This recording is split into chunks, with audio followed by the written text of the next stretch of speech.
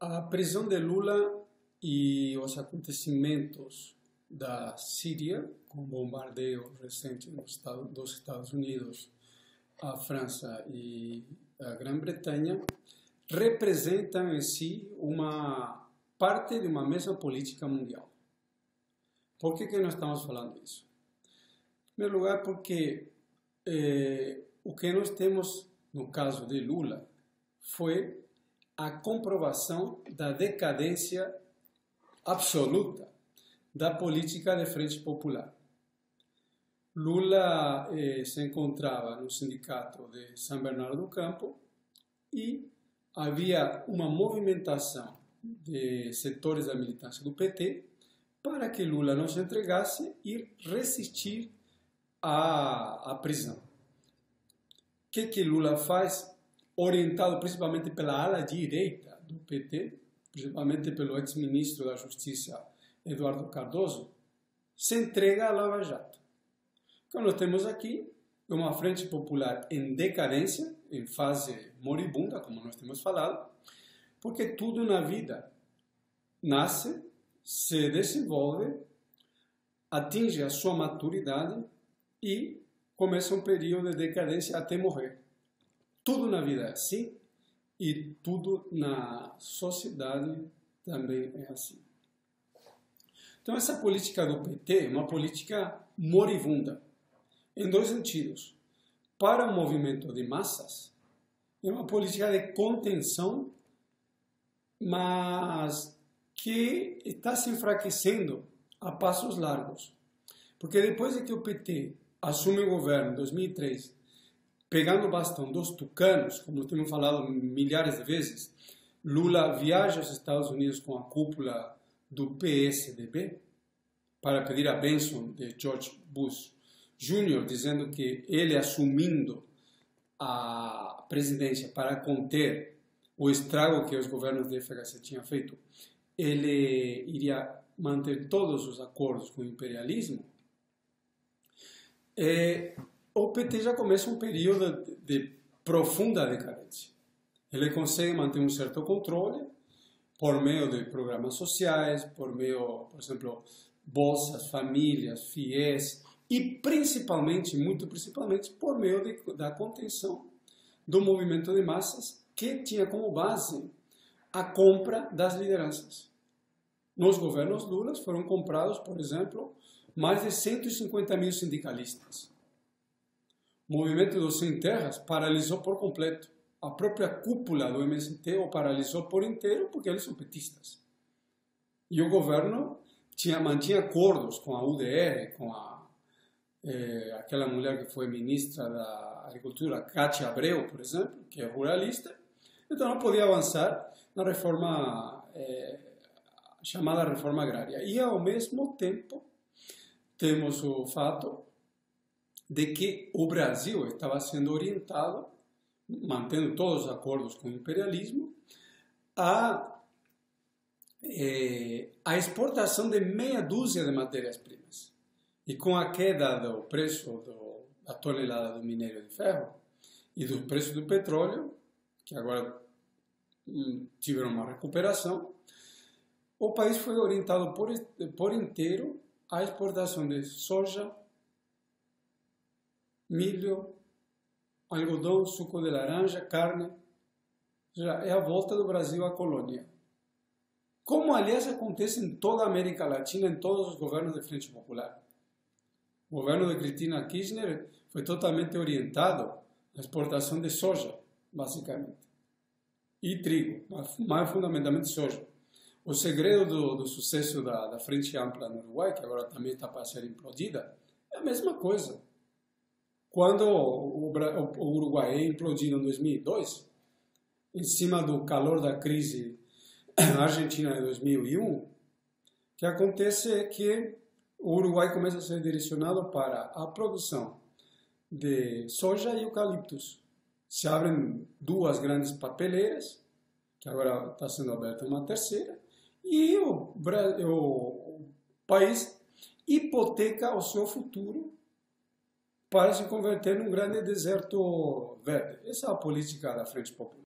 No Brasil, essa política começa a entrar em crise de maneira muito grande, conforme acontece no mundo inteiro, a partir de 2012. O que não pode esquecer aqui, quando analisa a política, é a crise de 2008. Uma crise enorme, estrutural, onde fica evidente que os mecanismos colocados em pé para conter a crise de 1974, que foram as políticas neoliberais, também entram em crise em 2008 de maneira mundial. Já tinha entrado em crise por meio das crises parciais, como as crises do México, Turquia, Rússia, tigres asiáticos, Venezuela, Bolívia, etc. E em 2008 entra em crise em escala mundial. E o imperialismo contém isso, mas não consegue elaborar uma nova política por conta do grande parasitismo financeiro. Então, o que ele faz? Ele acaba inundando o mercado de crédito para manter a economia funcionando como base para a especulação financeira. E dessa maneira, o que nós temos é que esse mecanismo gera um endividamento generalizado, gigantesco, brutal, dos estados, das empresas e dos indivíduos, como estudantes, consumo, etc. E dessa maneira, o regime burguês como um todo começa a ficar extremamente fraco e com um problema endêmico, o problema da queda recorrente da taxa de lucros, que caiu gigantescamente, conforme já também temos falado muito, de acordo com os próprios dados do imperialismo. Entre 2012 e 2017, somente caiu a taxa de lucro mundial em 25%. Então, a margem de manobra que o imperialismo tinha dado para os governos do PT não existia mais. Era preciso manter a taxa de lucros, porque o grande capital não consegue extrair lucros abrindo fábricas por meio da produção.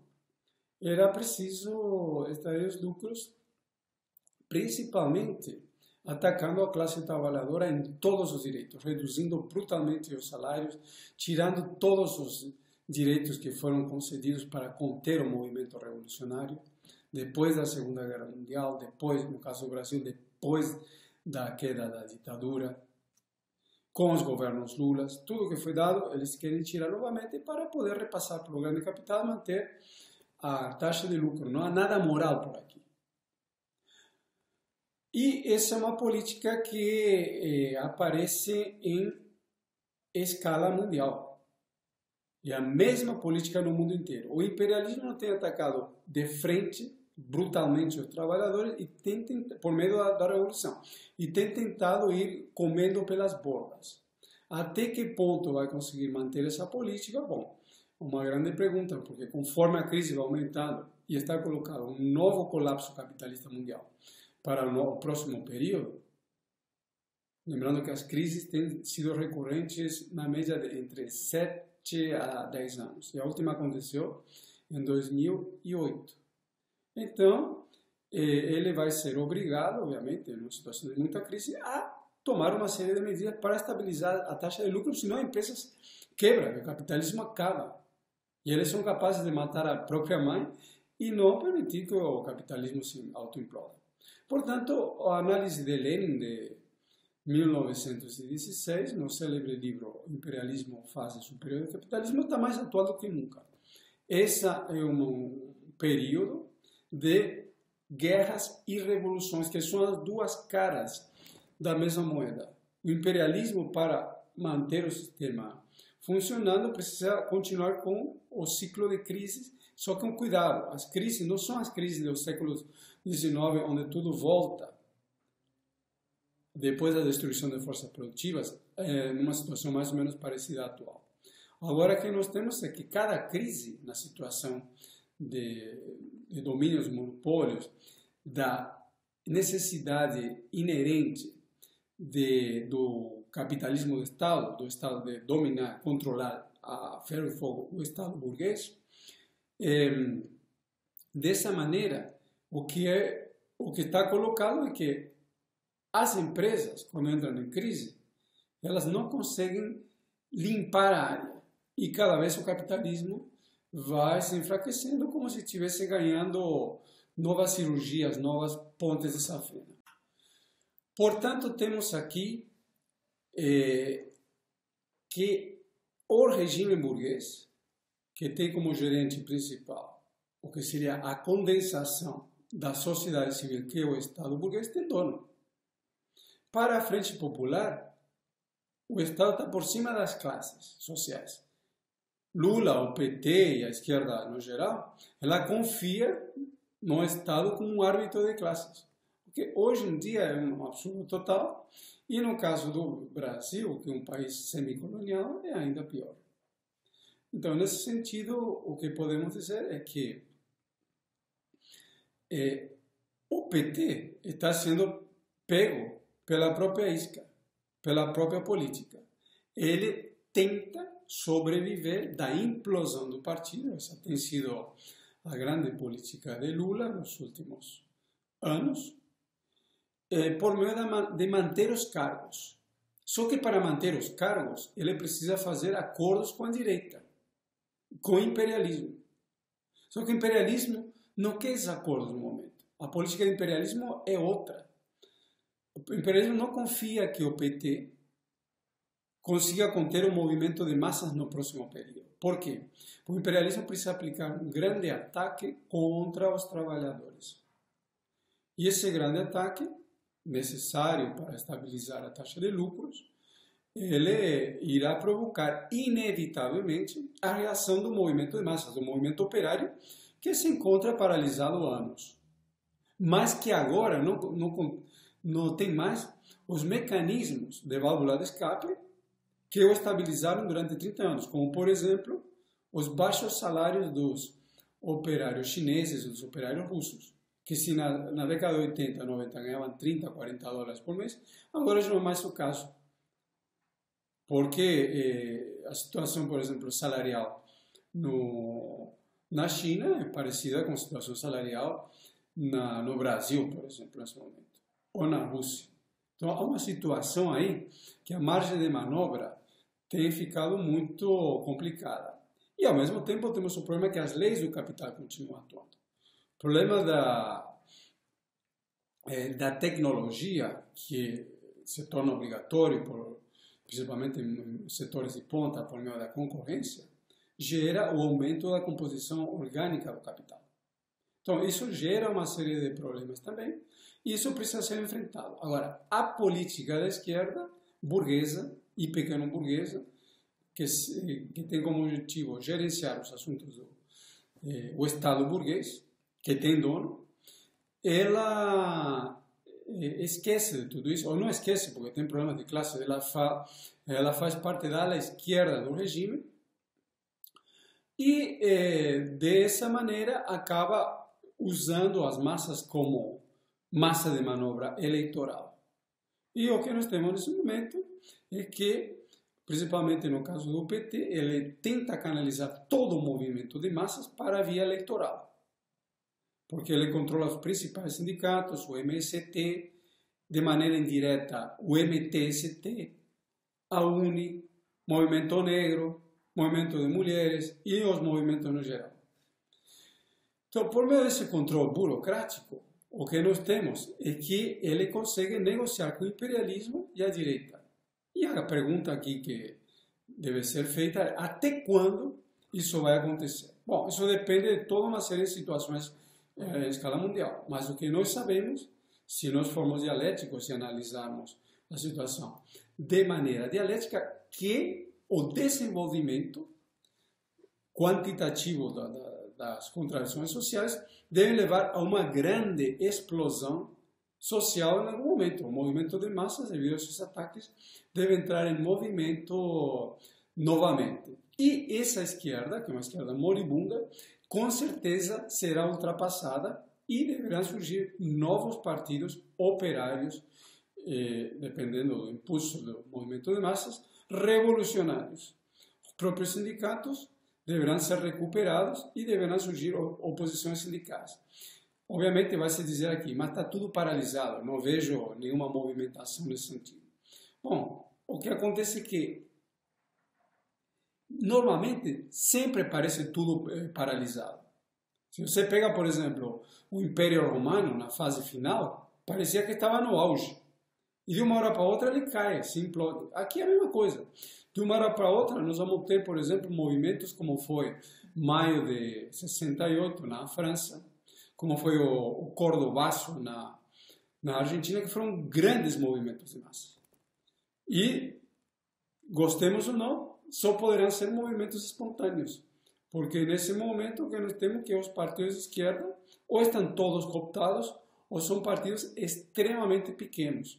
O papel dos revolucionários que existem nesse momento, que são grupos muito pequenos e isolados, é, em primeiro lugar, manter o trabalho de agitação e propaganda e, com toda uma série de limitações, tentar a ligação com o movimento operário. Mas isso somente poderá acontecer em uma situação de ascenso do movimento operário. Numa situação de paralisia, isso é extremamente difícil. A situação da Síria, qual é a semelhança que mantém com o Brasil? Uma coisa muito interessante é que o bombardeio da Síria pelos Estados Unidos, França e Inglaterra, Reino Unido, foi quase que uma operação em acordo com os russos e até certo ponto com o Irã. Houve uma série de contatos, principalmente entre o primeiro-ministro francês Emmanuel Macron e Vladimir Putin, onde era um jogo anunciado que haveria esses bombardeios.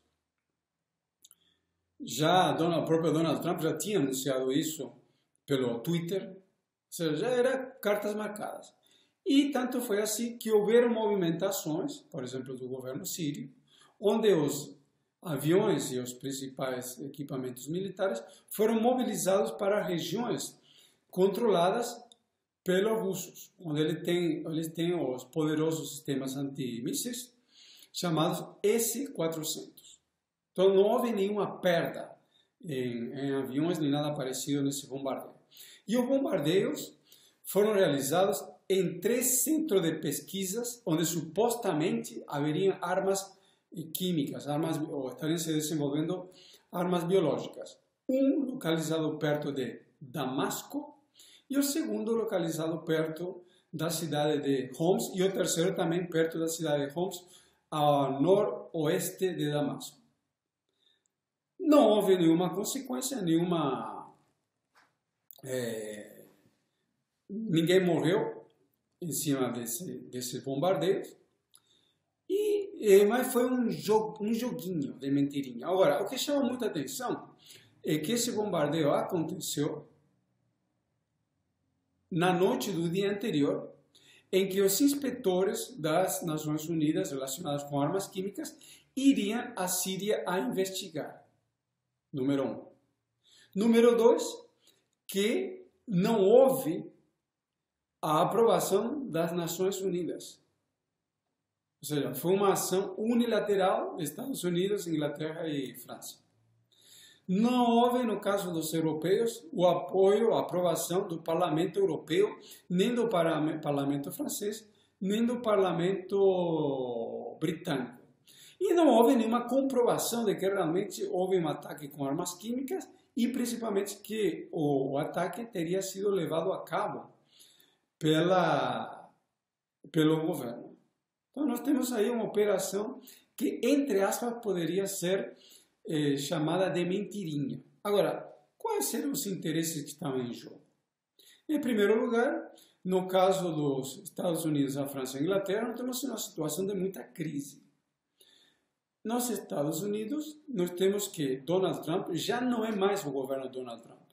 Ele é uma figura, para inglês ver, uma espécie de rainha da Inglaterra. Quem governa nos Estados Unidos são os halcões norte-americanos, chamados halcões, a extrema-direita. Nós temos na CIA Mike Pompeo, agora, que é um desses halcões, que era o ex-ministro da Defesa. Temos John Paulson, que é o conselheiro de Segurança Nacional, e temos vários outros elementos que passaram a controlar o governo, que basicamente é uma troika de generais e alguns elementos da extrema-direita, onde Donald Trump foi demitindo por pressões, um atrás outros, os seus colaboradores próximos, sendo que a grande demissão, tirando essa de Rex Tillerson, que era o secretário do Departamento de Estado, que agora foi assumido por Mike Pompeo, foi a do Steve Bannon, que era o grande ideólogo da campanha de Donald Trump e que viabilizou a vitória de Donald Trump nas eleições passadas. Então, nesse sentido, como a extrema-direita impõe a guerra contra o Irã, que é uma saída de força, apesar de que essa saída de força tem levado a catastróficas derrotas, o governo de Donald Trump precisava fazer um figurino ali. No caso da França, a mesma coisa, precisava desviar a atenção dos problemas sociais gerados com a reforma trabalhista na França, que apesar de ter sido passada por decreto, e também apesar do governo ter maioria no Congresso e não ter aprovado a reforma por meio do parlamento, há uma crise brutal no país. E no caso da Inglaterra, a crise é ainda maior, com toda a questão do Brexit, etc. Se adicionamos a isso o aumento das contradições interimperialistas, entre o imperialismo norte-americano e europeu, a seguir, fica muito claro de que se tratou de um jogo de cena. E os russos, aqui é muito importante, os russos também fizeram parte do jogo de cena. Putin sabia que o bombardeio iria acontecer e os sírios também. E não tomaram nenhuma medida. Um fato muito interessante é que os sírios conseguiram, por meio de sistemas antimísseis antigos, S-120 e S-200 russos, derrubar mais de 70 mísseis dos 103 lançados. Agora os russos prometeram que vão mandar para os sírios os sistemas antimísseis S-300 que já tinham sido comprados em 2008, se me falha a memória, que não tinham sido entregues por conta das sanções das Nações Unidas contra o governo de Al-Assad. Bom, que isso tudo significa, principalmente em relação à esquerda? Significa, em primeiro lugar, que a esquerda se encontra em uma etapa de decadência tão grande que ou bem ela fica totalmente a reboque da política entreguista de Frente Popular de conciliação de classes, como se vê claramente no Brasil, em cima da questão da prisão de Lula, ou ela adota uma posição totalmente confusa, porque ou bem se coloca totalmente a reboque da política de conciliação de classes da Frente Popular, ou ela acaba adotando uma política igual, disfarçada de uma política de apoio ao mal menos pior. Então aqui temos duas campanhas que precisam ser claramente definidas. A campanha de que Lula tem que ser defendido, ela é totalmente correta. Lula tem que ser totalmente defendido da extrema-direita do imperialismo. Mas, conforme os mestres do marxismo têm dito, precisa ser denunciada todas e cada uma das capitulações. Precisa ser denunciado Lula como um promotor da política de conciliação de classes, de alguém que está encabeçando a canalização do movimento de massas e do movimento operário para uma via eleitoral falida, em um país dominado por um golpe de Estado, que evoluiu do golpe de Estado parlamentar ao golpe de Estado judiciário e que está evoluindo rapidamente para um golpe de Estado encabeçado pelos militares. Sem denunciar isso, Lula não pode ser defendido às cegas, porque isso é absurdo.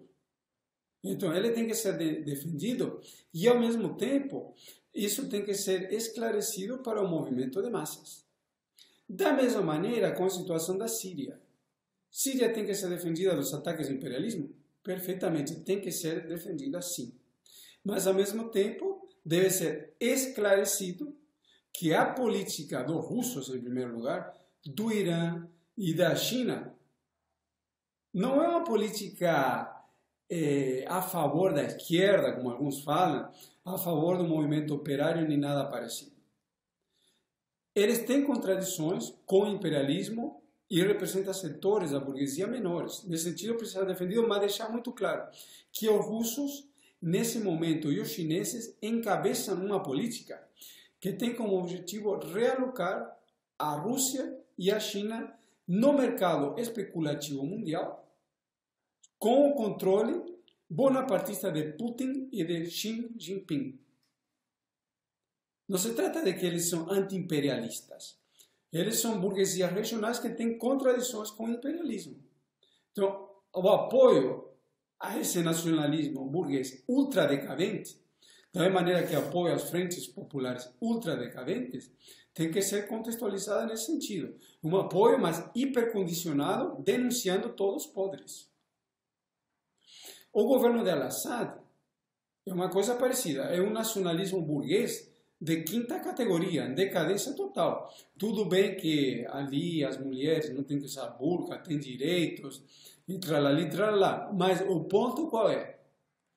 Que se trata da segunda onda de governos nacionalistas árabes, que a partir da crise dos anos da década passada, principalmente da década de 2008, aceleraram muito a aplicação da política neoliberal contra as massas. Ou seja, se trata de um nacionalismo burguês decadente. Não se pode dar uma carta branca a esse nacionalismo.